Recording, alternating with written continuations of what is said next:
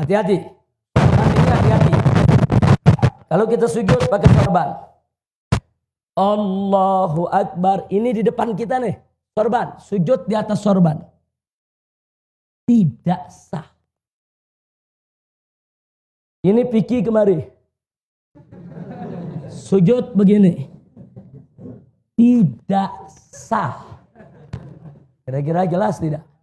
Tapi kalau Piki ini jatuh, sujud di atas Piki, sah. Sah. Ini jatuh, sujud di atas sorban, sah.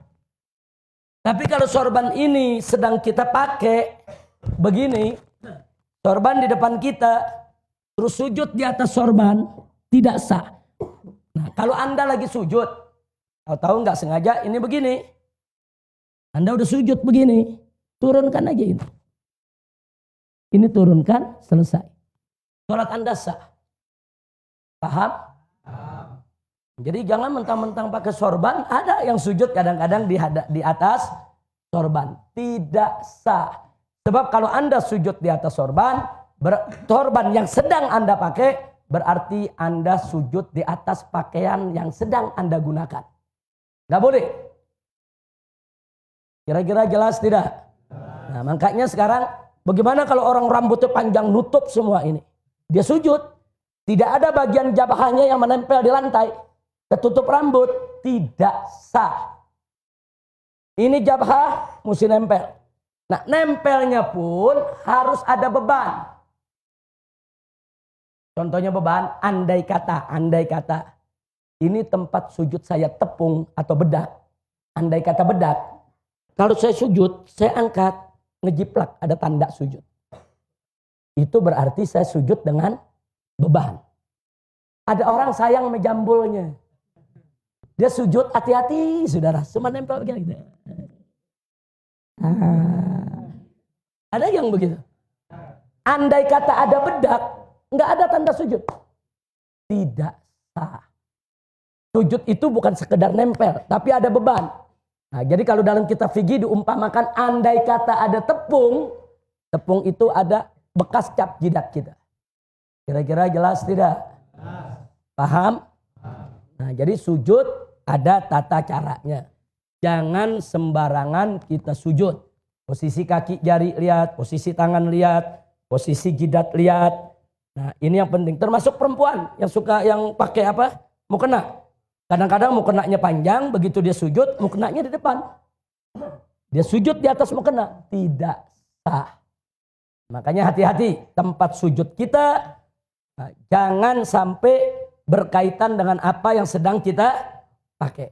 Kira-kira jelas tidak? Paham semua?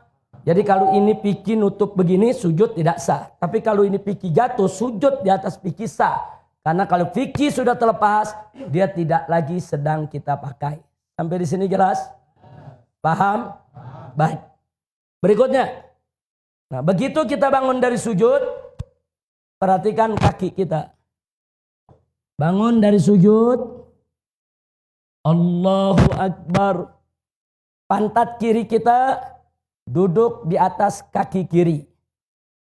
Kanan kita, jari jemarinya ini menghadap ke kiblat. Perhatikan, ini belakang begini. Ini namanya duduk apa nih? Ini namanya duduk apa? Iftirash. Ini duduk iftirash. Jadi tidak begini duduknya. Tidak juga begini.